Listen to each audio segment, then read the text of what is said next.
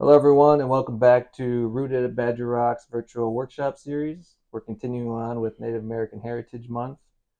My name is Forrest Smart. I'm working the camera right now, and we are actually up in Ringo, Wisconsin, and we are filming my dad, actually. We're spotlighting him for this week's workshop.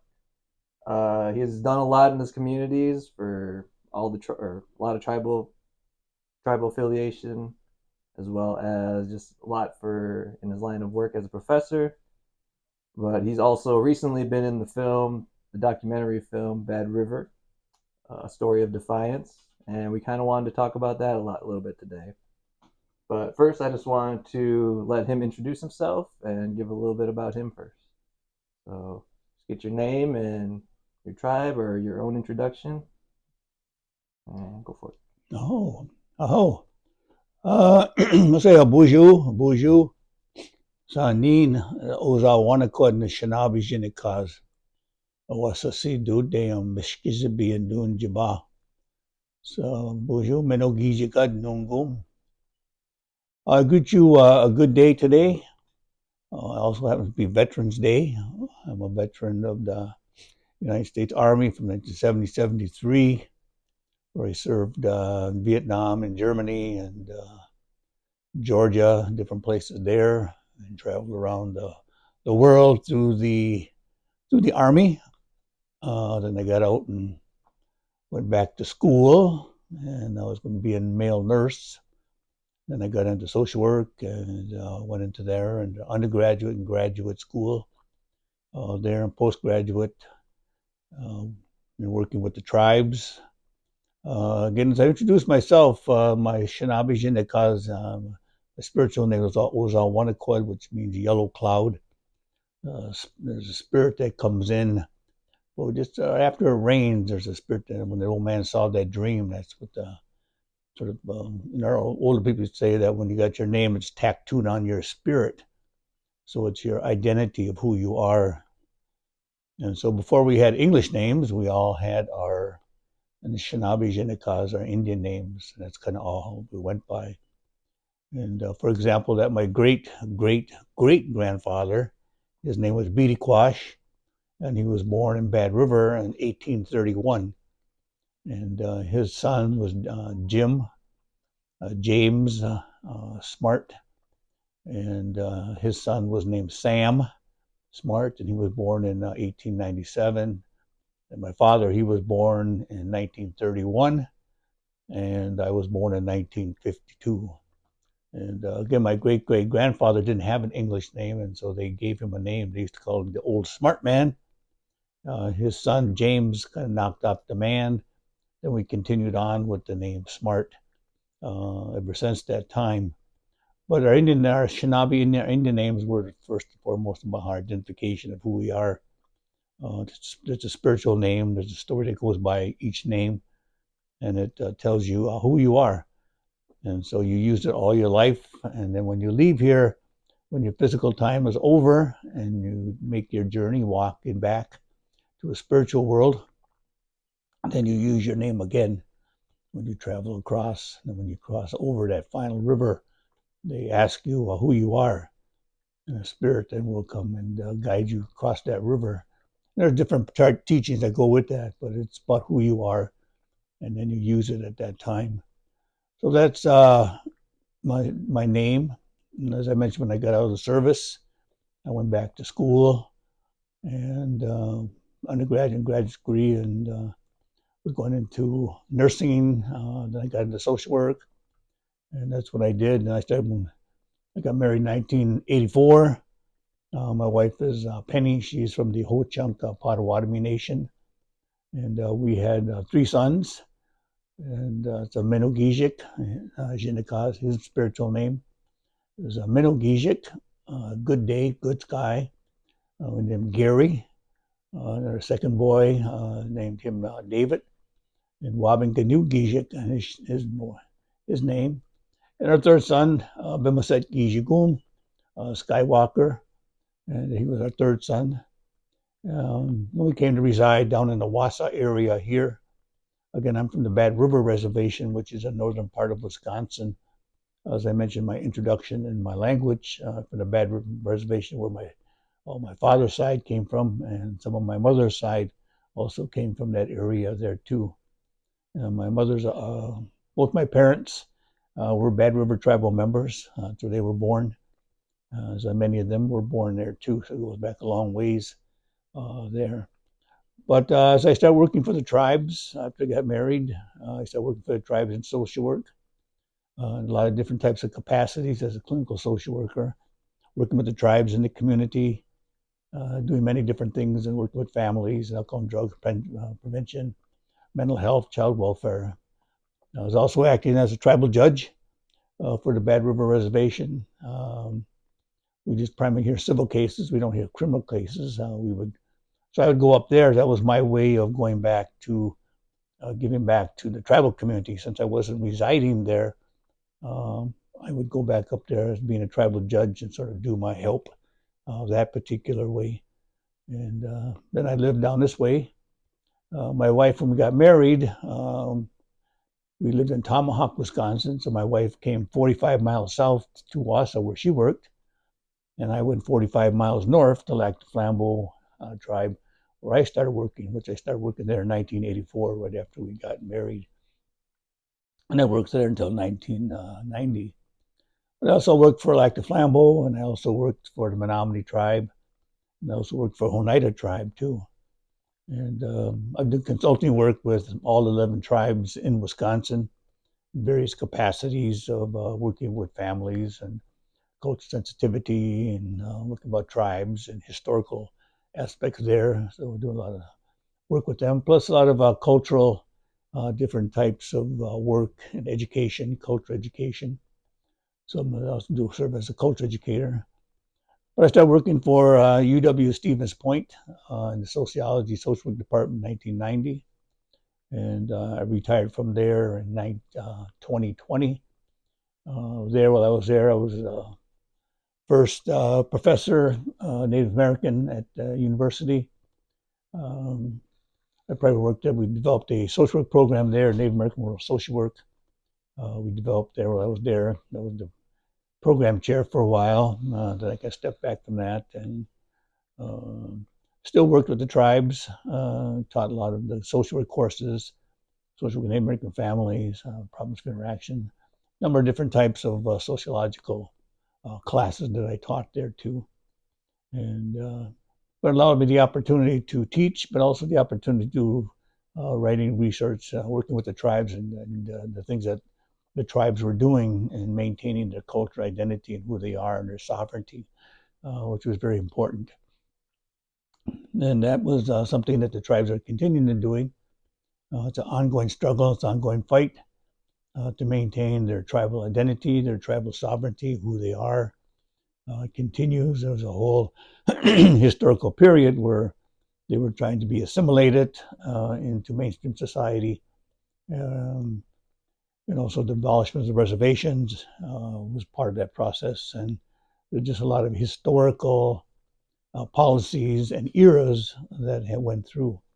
And so part of this month, Native American Awareness Month, again, is really identifying the tribal people that resided on this earth here prior to Europeans landing here. They always mention that Columbus came here. They used that as a Columbus Day, but Columbus never really stepped on North America. He landed in the Bahamas, landed in the Cuban Islands, and he did meet tribal people, the tribal people at that time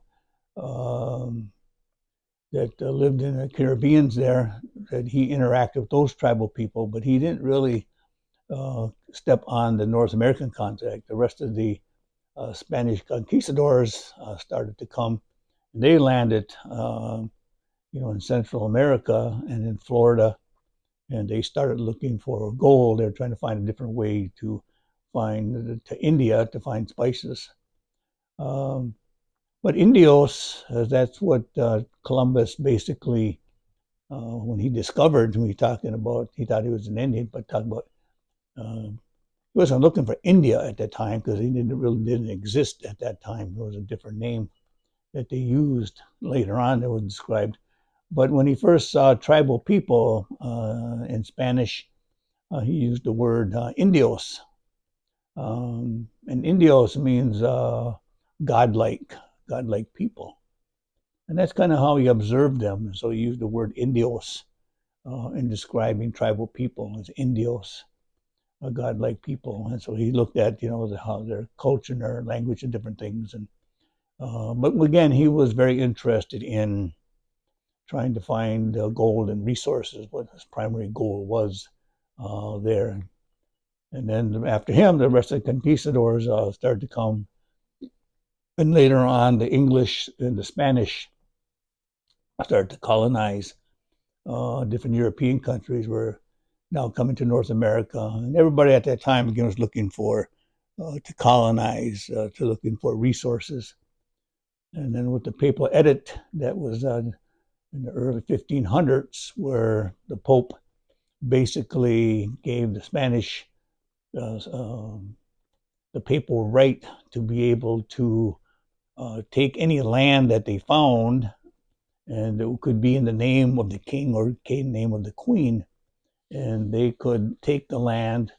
And the people who were not Christian were not seen as sort of a people; they were less than. But I said they gave them the right. They had the spiritual right to take the land. It was God's right, and God was giving them that right to be able to do that. And so when they started out colonize, all of them started to believe that this included England and Spain, Portuguese. All of them were traveling with that same papal edict that they could take land. And so that's what they started colonizing North America and South America and Africa and other parts of the world as we get into England and Europe, Australia, those particular islands. But they had sort of the spiritual right, by God given right, to be able to take these lands for their own, because God gave them the right to be able to do that. And the people who were there were not seen as equal, they were seen as less than. And so those individuals then, so they start spreading and taking land and resources and subjugating the people, indigenous people of those particular land areas. And that's what happened with tribal people in North America as well as in South America. The indigenous population, when Columbus first landed in the Caribbean islands, demographers have various numbers. The very conservative ones estimate that there were probably 5 million in North America. Other demographers basically range from anywhere from the 5 million all the way up to 100 million, some of the more liberal. But you're talking about 100 million, talking about basically North and South America, about 100 million people that were residing in this area here. But as Europeans come here, they also bring population decline. And so through disease and through war, the primary two areas that reduced the tribal population. In the upcoming 400 years, and they do a census in 1900, and in North America at that time, they had estimated that there were, the 1900 census, that there were 200,000 tribal people, indigenous people in the United States here. So they go to a drastic reduction, even at the conservative ones, of basically 5 million, and you go down to 400,000. That's a large reduction from 5 million to 200,000 in population. And it's extremely almost genocidal for larger ones, and they estimate liberally, the liberal ones are real high, but the medium one is probably around 30 million that were probably existed on the North American continent. But as I said, disease was and war was the primary two. But disease was the primary big killer. War did also do a great deal of effect on them. But they had no immunity against any of the diseases. And once the diseases came from Europe, populations were decimated. One of the French missionaries gets to the Great Lakes area, in the early 1600s, and he's traveling, and he comes to this area, and the Jesuits, like, they were good at recording. They always recorded things, um, and they were very good at doing that. But one of their remarks was also that they approached the village in the fall time, and they interacted with them and stayed with them for a while, and they continued on. And then but they came back in the springtime. They traveled on, and when they came back to the village that they had interacted in the fall time, so by they came back during the springtime, actually there really was no village anymore. The village had been decimated, and the population had left there because they thought something bad was happening. But most of them had died from the diseases that Europeans were bringing with them, and the tribes had no immunity against them. And like any kind of epidemic, and that's basically what it was an epidemic, it spread very fast. And so as the missionaries and tribal people during those days, they interacted with one another. They traveled, the highways at that time were the lakes and the rivers, and they would interact with one another, travel with one another. And so they could, at that time too, they could travel. They were used to moving by boat and walking. They could travel for long distances, for days. So a day of during daylight, they could travel by canoe. And they could make 1,600 miles in a couple of weeks very easily. And then they were interacting with one another. And so as they do this, they're also transporting goods from the Europeans, and they're also bringing it with them. They also some of the tribal members also developed a sense of immunity, individual ones. So they were carriers themselves. They became carriers, and they would unknowingly be carrying that disease to these other tribes that they interacted with. And in doing so, they were taking the epidemic to those who had no disease immunity against them. And so we're basically wiping out those things there. A friend of mine, his name is Michael Yellowbird. Mike and I went to graduate school together, and Mike is from North Dakota. He is from the Arikara Idasa tribe, North Dakota. And Dr. Yellowbird now, he is up in Winnipeg. But in his dissertation, doing his research, he looked at just the Arikara tribe, and he found data from the United States Defense, which was the Department of the Army at that time. But the Army reported in 1835, interacting in North Dakota, that they come across the Arikara tribe, which they estimated at that time in 1835 was around 75,000. The tribe there. But the reason they write it because a plague hits them in 1835, and this plague, they know, almost wipes out half of the Arikara tribe. So at 75,000, they estimate, that there was just a little over 35,000 that had remained. They also report again that in 1860, another epidemic hits them.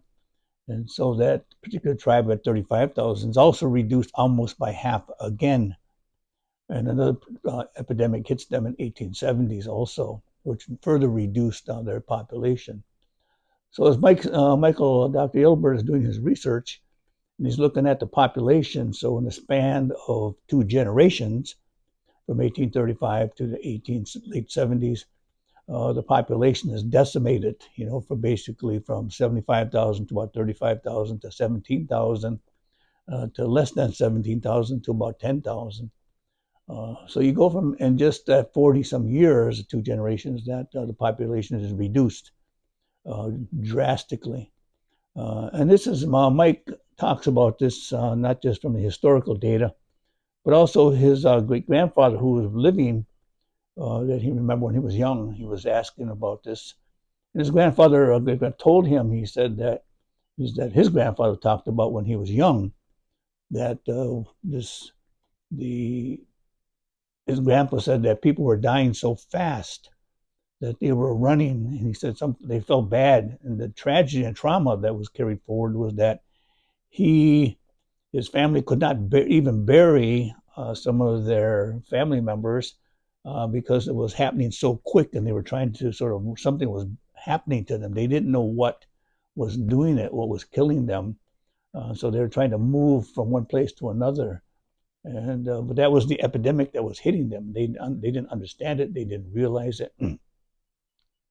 But at the same time, it wasn't just they were spreading it, but the army also had a policy of trying to get the tribal people off the lands and reduce their numbers. And one of the things that they did do was that they would trade with the tribes and they would give them blankets. Blankets were very important culturally. You know, to have a good warm blanket was important, especially when you reside outside. So good warm blankets always very important to keep you warm. But they would trade blankets with them. But one thing that they did do is they traded smallpox with those blankets, and they knew that these blankets were infected, and so they purposely traded these blankets to them, knowing that they would become infected, and it would reduce the population of the tribes. And so the army was very complicit in that process, which the government was too. They were trying to get the tribal people off the land and have access to their tribal land. They made many treaties with them, the ones that survived. But again, their primary purpose was to get the tribal people off the land so Europeans could come and resettle it and claim the land. So these were all historical periods of time that were very difficult. They were traumatized, historical trauma, generational trauma. It continues on, from all the way, from the early 1880s, early 1900s. You got Jackson, Andrew Jackson and the Trail of Tears. Most people know about the Trail of Tears, where he removes them from Georgia and removes them to Oklahoma. And then Oklahoma originally, as a state, it was called Indian Territory. And the historical plan was basically to remove all tribal people from their lands, dispossess them of the lands, and then remove them all to Oklahoma. And so that's what it was called, Indian Territory, because so if you go to Oklahoma today, you will see a lot of tribal members of different tribes that were there. For example, my son, there's some Potawatomi that lived down there. They were also removed from Wisconsin to Kansas and then Oklahoma. That was part of that relocation process that was initiated by Jackson to remove Indian people. They removed them from Georgia. Most people know about the Trail of Tears again. But Indian Territory later on became a state, and today they call the Oklahoma football team the Oklahoma Sooners.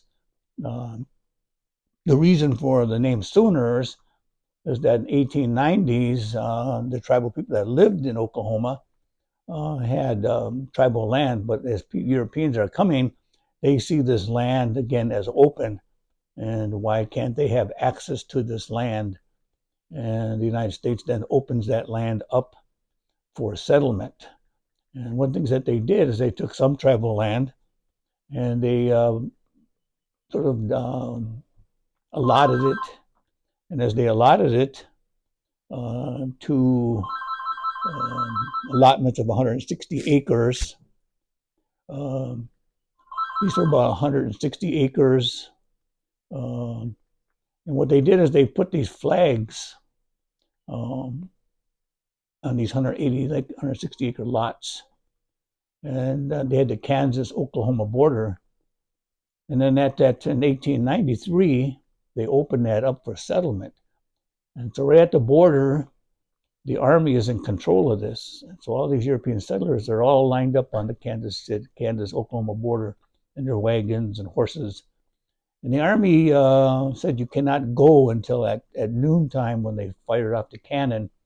Then they could all race across the border, and they would race towards these allotments. And in the middle of each allotment were two flags. And so whoever got there first, they could pull up the red flag and they could stake a black flag. And if you got the black flag there, then that you could claim that 160 acres as yours. And so on that day, but you couldn't go beforehand. But what happened, though, was some individuals left the night before.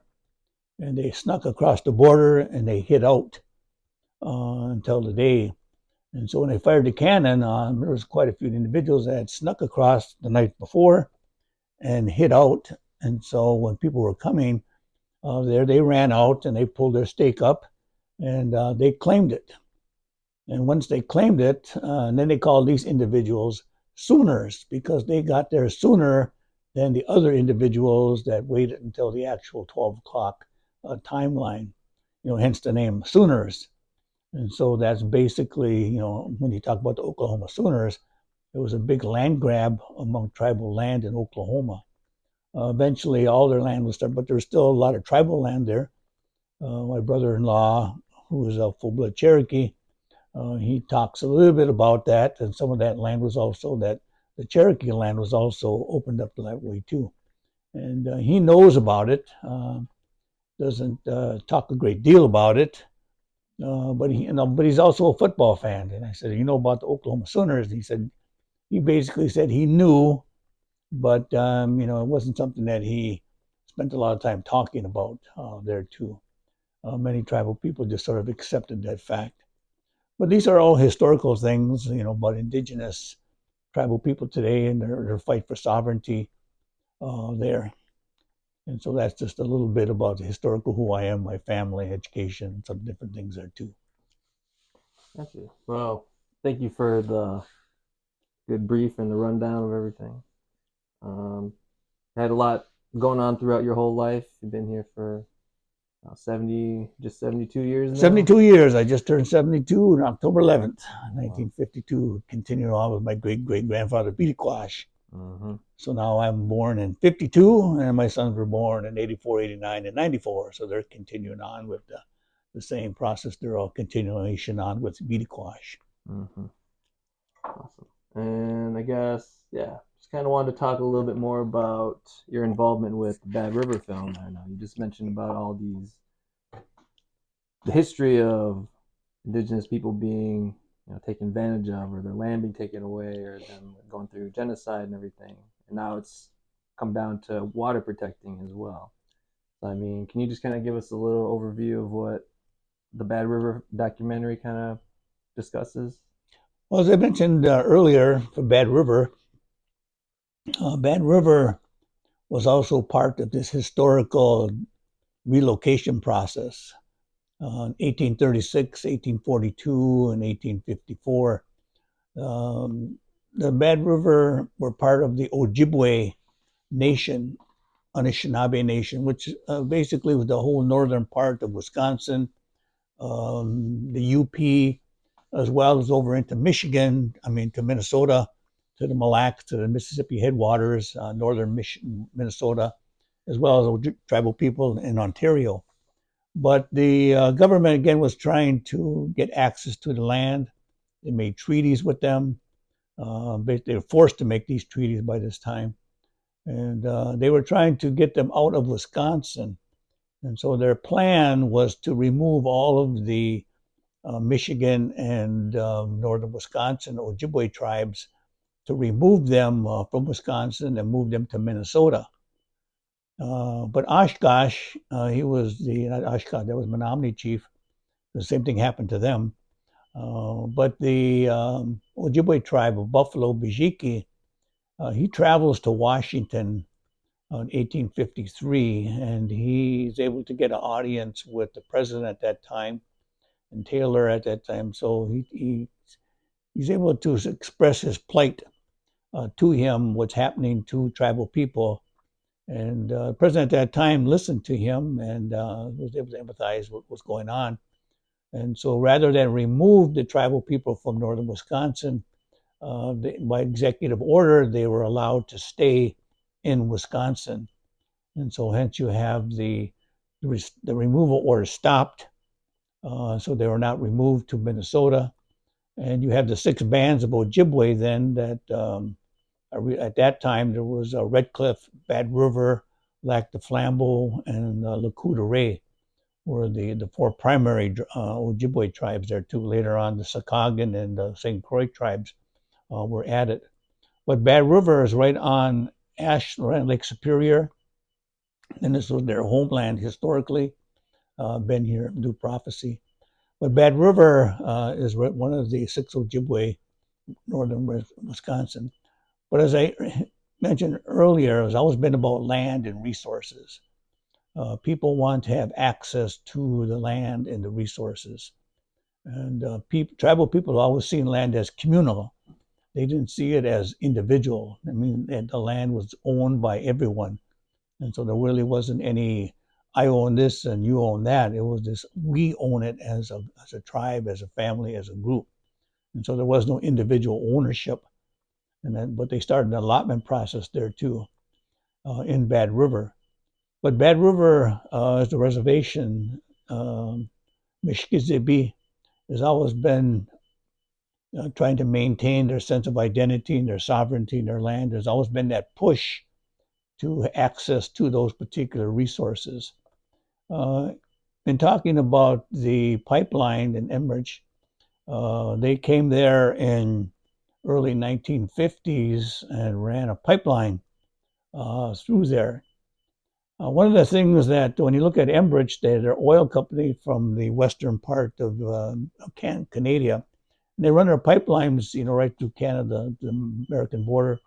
But once you get past sort of North Dakota and into Minnesota, they start to want to run the pipelines not continue to Canada all the way down to their ports, but take a shorter route through the United States.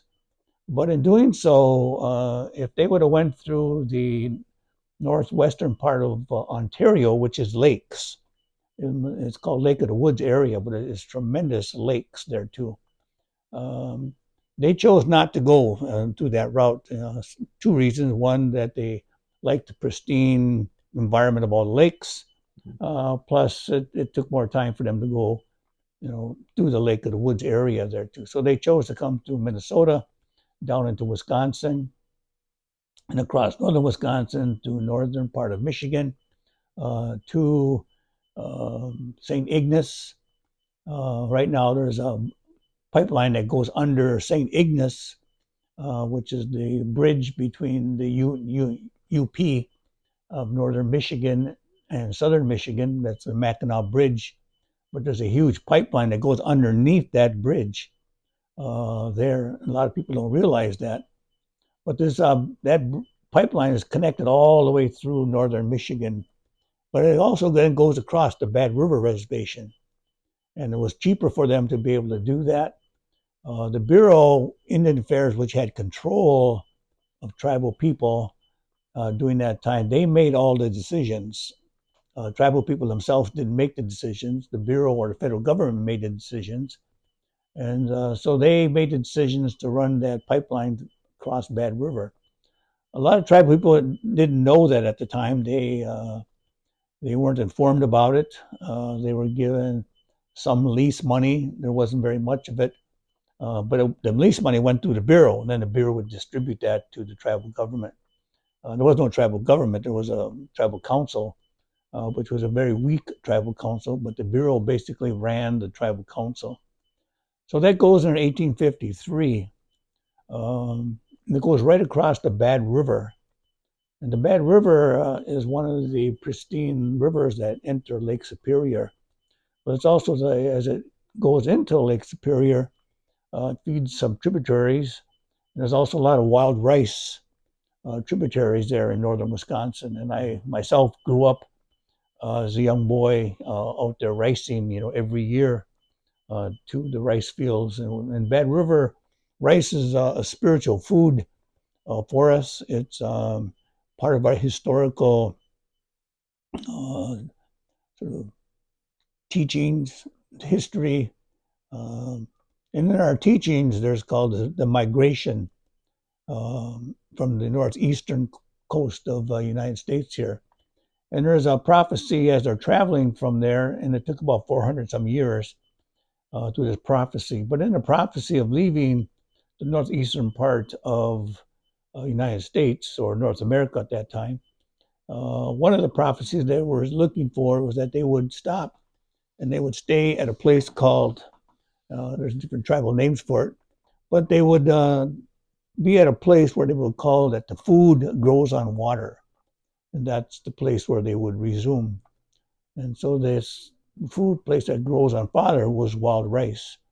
And this is the area where plentiful wild rice grows in northern Wisconsin as well as in Minnesota. So this was the geographical area that was looked upon. So Bad River has always been that place where food grows on water, right on Lake Superior. And with Enbridge have had numbers of leaks. We've seen the oil example in Canada knows about that, for example, when they had one of their tankers um, in Canada, and when their tankers gets too close, it hits the coastline, ruptures, and the whole coastline is now devastated because these huge oil tankers leaked all that oil on their coastline. It took them, and it's still recovering there. But that was the easiest. That was dangerous, and they didn't. It was easier for them to have just transported across land um, rather than have them big, huge oil tankers. So with the oil going across Canada and down into the United States, and the American government and the Canadian government both agreed to that. The tribal people didn't have no choice about that. That was, the decision was made beyond their control. But Enbridge, when they moved that pipeline there in the 1950s and it goes across, but what happened there too is that uh, there was a helicopter crash in Bad River, and Enbridge, it was an Enbridge helicopter. And what Enbridge was doing, part of their, is to maintain their pipeline, which they do. They maintain, because they do it for profitability and maintain the structure of their pipeline. And there's hundreds of pipelines that go through northern Wisconsin. People don't realize it, but if you get a map of the pipelines that go through Wisconsin, people don't even know that these pipelines are going through in and around their lands, and they leak. They're just through natural erosion, climate, earth changing, the movement. The earth is always moving. It continues to move. So even though when you bury something, it will move. The earth itself will move. And so if you bury something there, it will move that particular, whatever is buried there, it'll move. So if you go outside, for example, if you're a farmer or something, you can attest to that because you will go outside, even anyone, you go out and you'll see one year it's just grass, and all of a sudden then you look again, you see a small sin or a small grandpa. You would say it's a rock, but all of a sudden you see it there. It wasn't there before, but you start to see it, and then you start to see it move up, and all of a sudden it's moving on top. The earth itself is moving them up, and so it continues all over. And so if you have a pipeline, it simply is buried. It will start to move. So they try to put them above land as well as below land, but they know that it's going to move. And then moving pipelines, if you move it, it's going to change it. And the structure and the tension on the pipe will simply be to a point where it will rupture. You just have to maintain it and watch it constantly. So it's a real constant vigilance. And that's what that helicopter was doing out there. They was just checking. But they also found that when a helicopter was out, it crashed. And where it crashed, on the southern part of Bad River Reservation, northern southern part of Bad River Reservation, when they got to the helicopter, it was right close to where the pipeline was. And they were able to, and there was no roads out there. The southern part of the Bad River Reservation there's very few roads. And it's hard to get through. It's a lot of swampland. And so when they were trying to get there and they were trying to get to the helicopter, they also then were by the pipeline.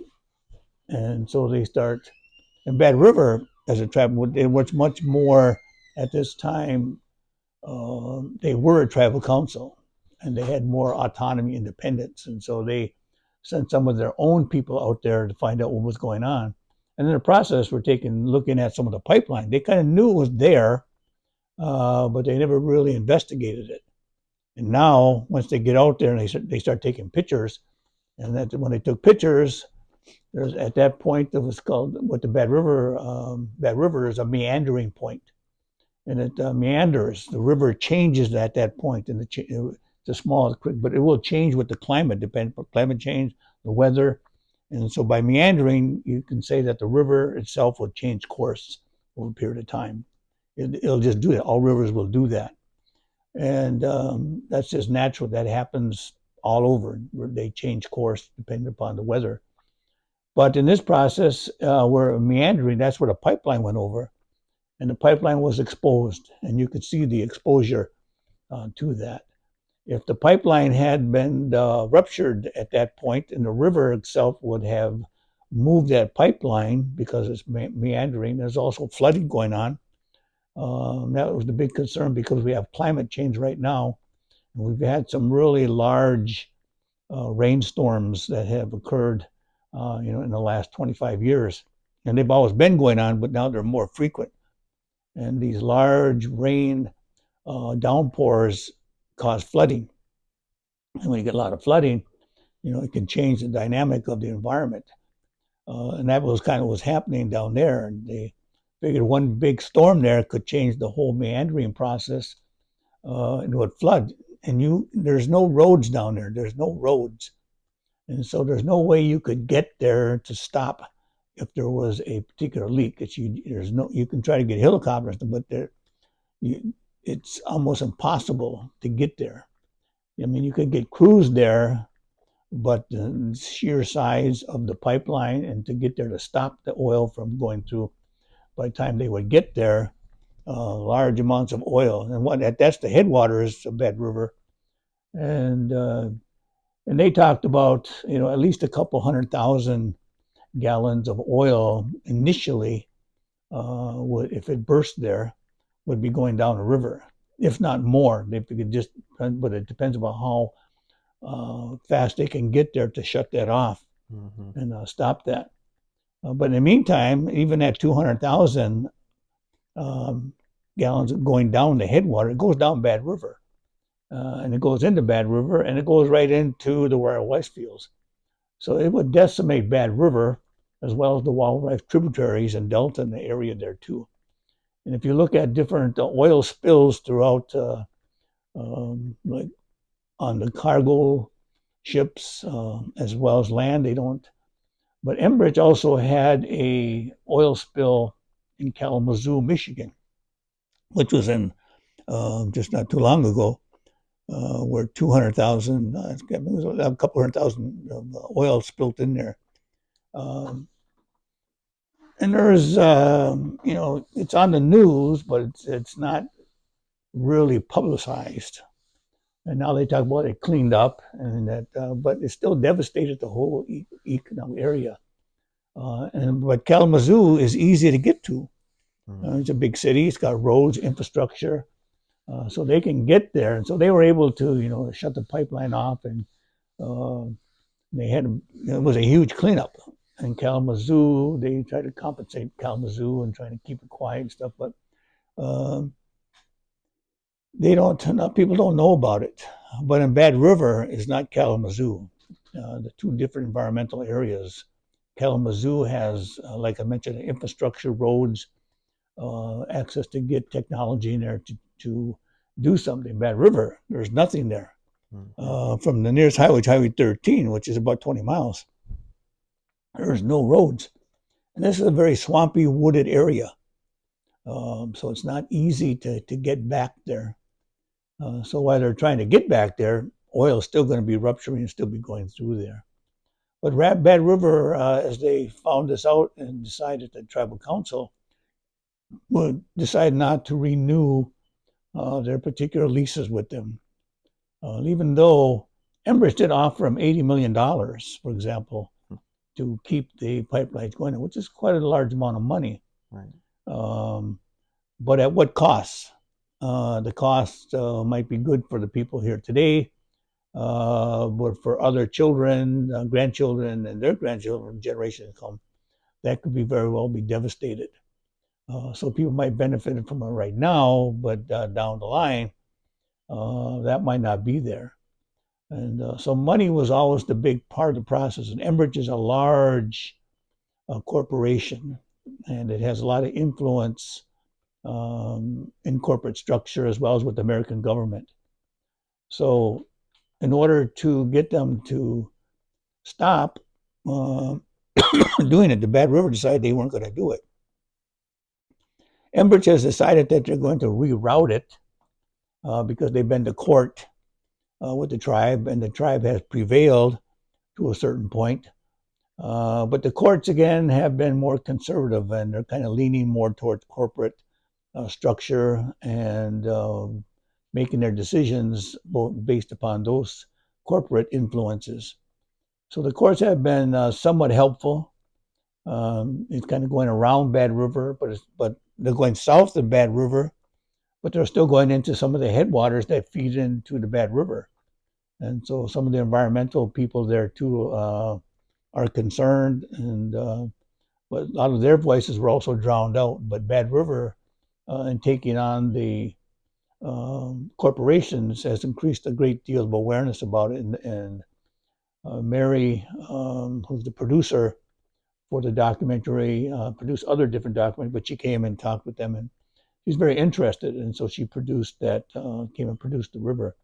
And I was asked to be part of that because also looking at the cultural devastation, what has happened to the tribes and the sovereignty, our cultural integrity, and trying to maintain a sense of who we are, has been, as I mentioned earlier, is a constant fight to do that.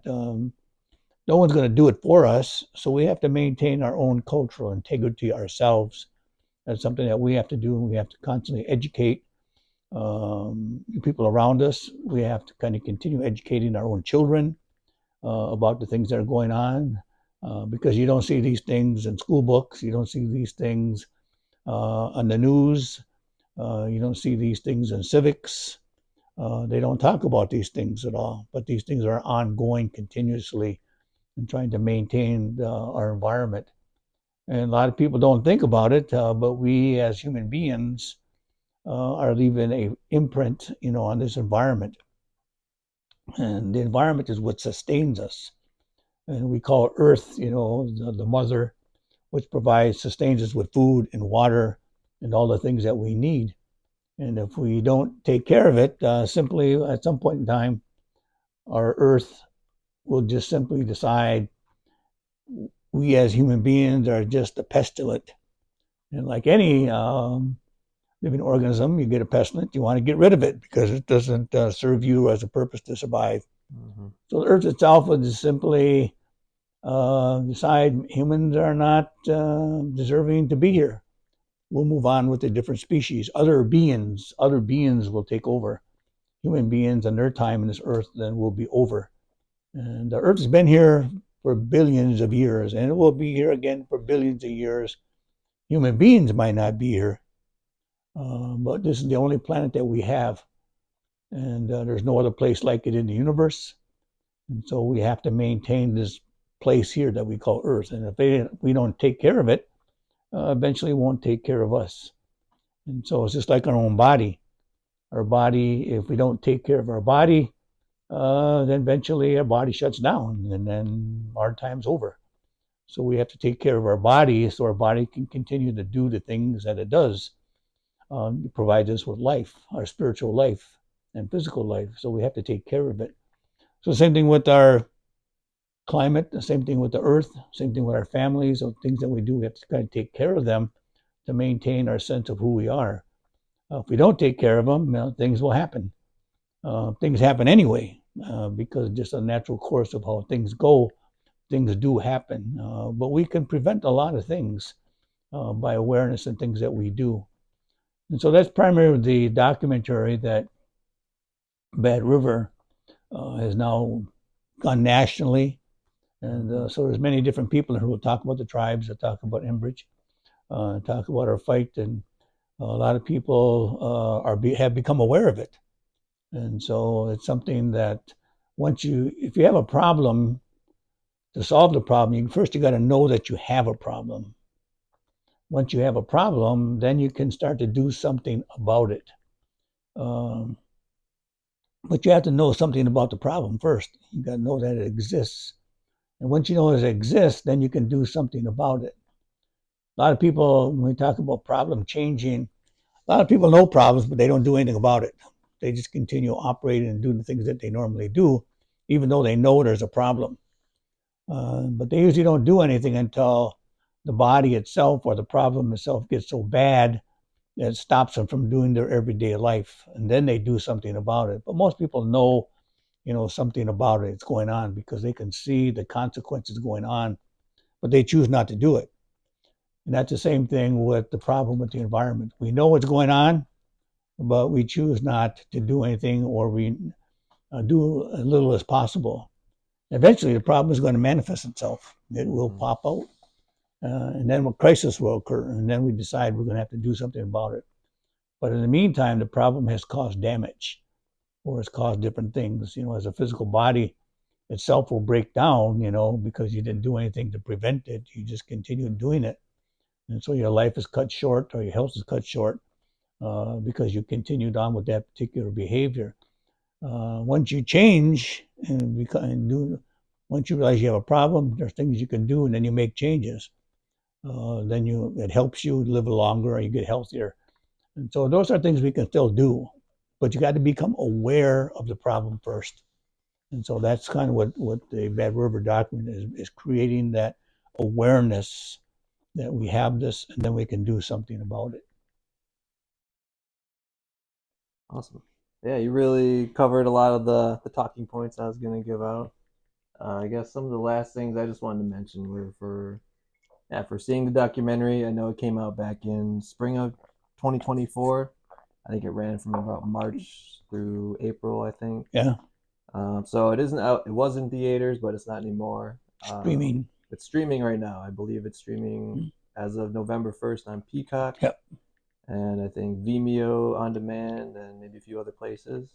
If you're looking for some other places to view it, there are going to be some showings in the Madison area actually later in November, maybe around the 15th through the 20th. I've seen a couple of different places that'll be hosting showings of it.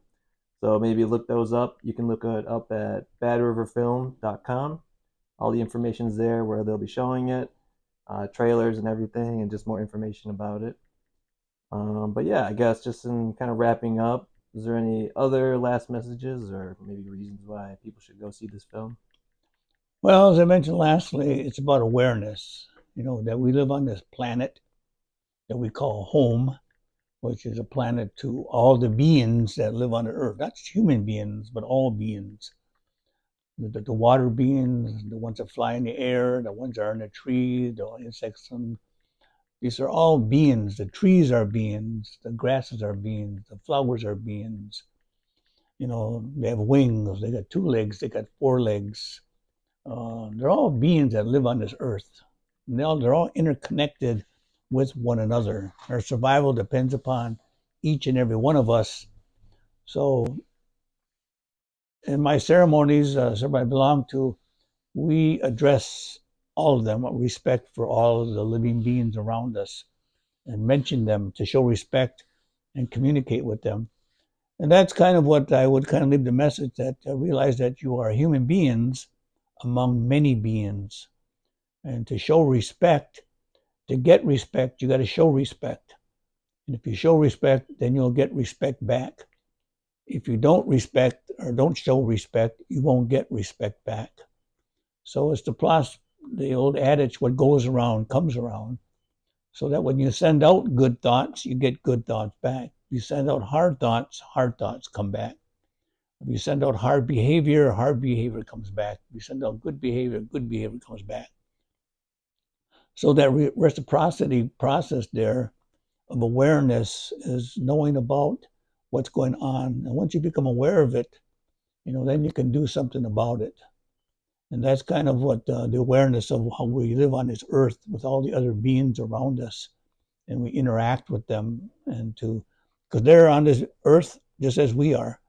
And if we don't maintain the earth, we're not going to be here.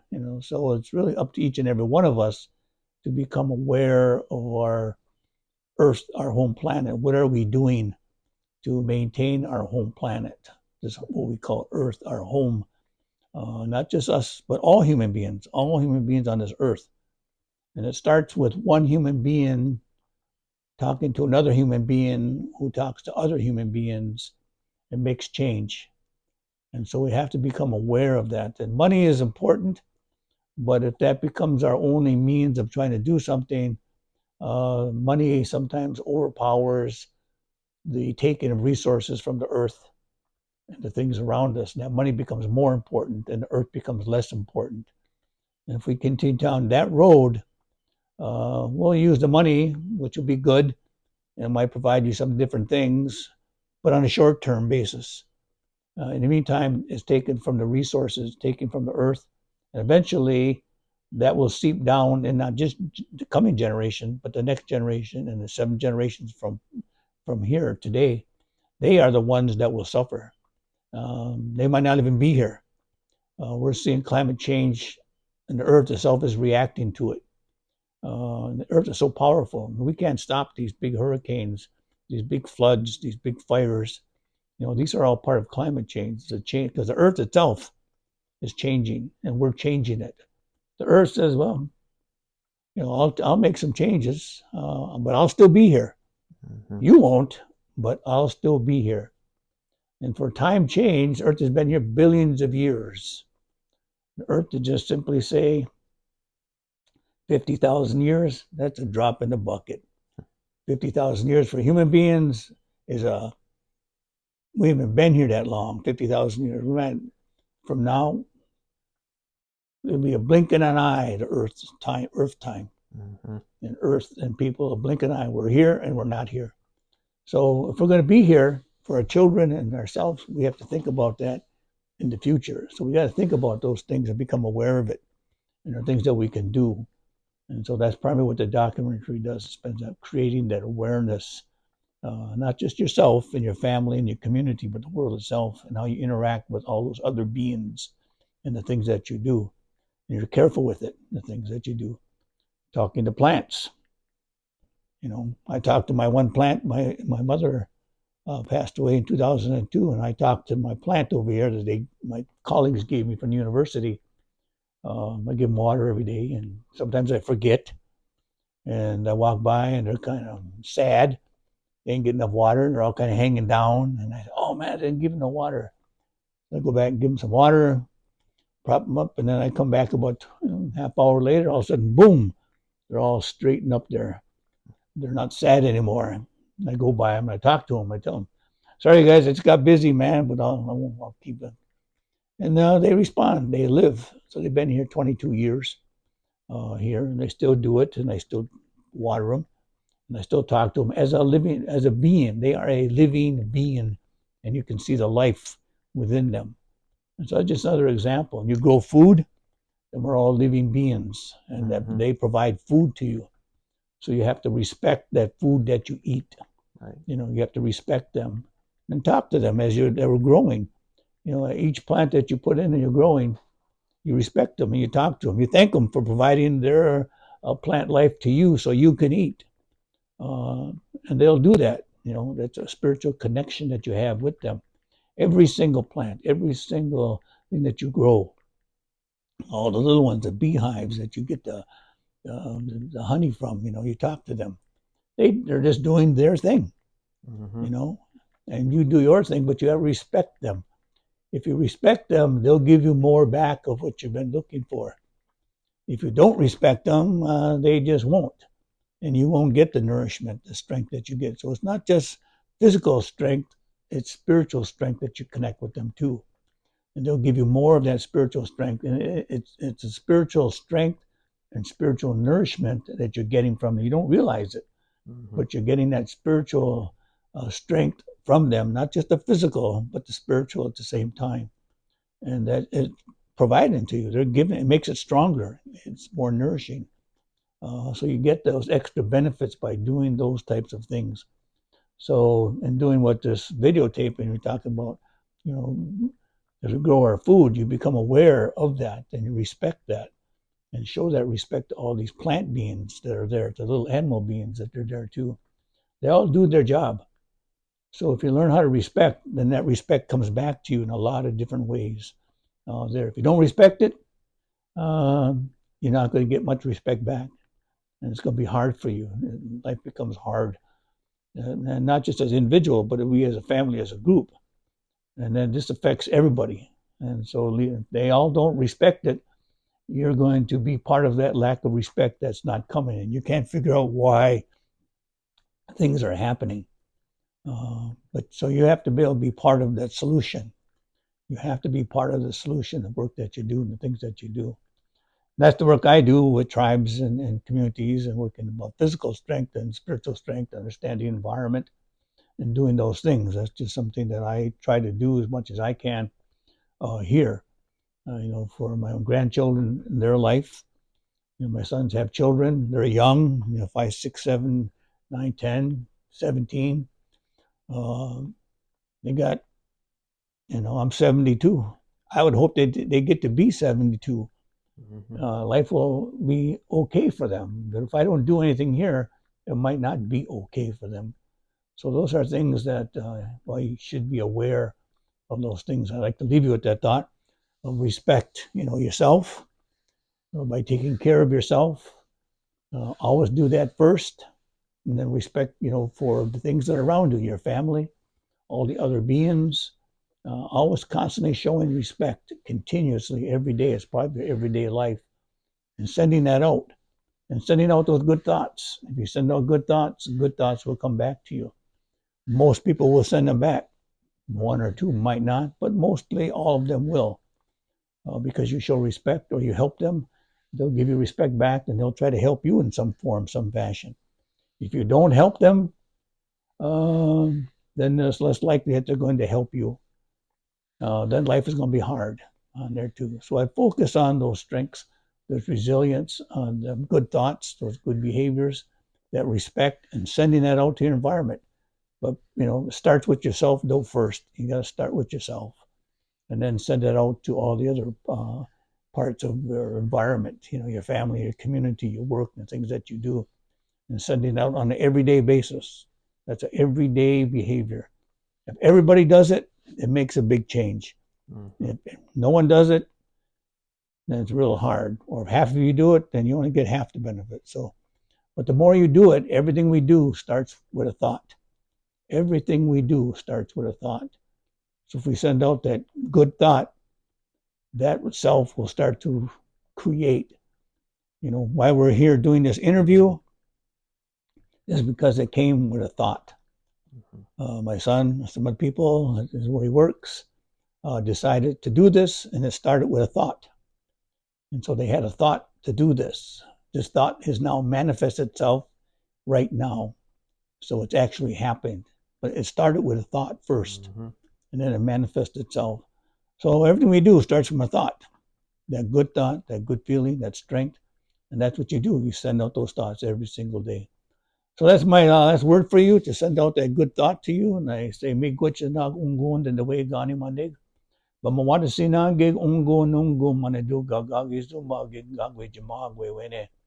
Sa miigwech bisandayig in the way magaridug giklumawishin kya mishkabamada madaziwin. I thank you for listening. If you're traveling, wherever you're doing, I hope things go in a good way for you. But I thank you for listening. Some of the words I have today, and thank my son, Notnowgiishick, for wanting to do this today, and getting some information. So we just do that today. So with that, I'll say miigwech to you. Miigwech is thank you in our own language. Miigwech. Oh. And miigwech to you, Dad. Alton, Sonny, Smart, for thank you and just for helping out with this workshop series and spreading your knowledge, wisdom, all of your teachings, and for the role you had in the Better documentary and just talking about it.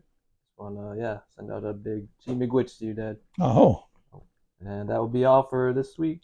And thank you for viewing. Yep, good travel. Yep.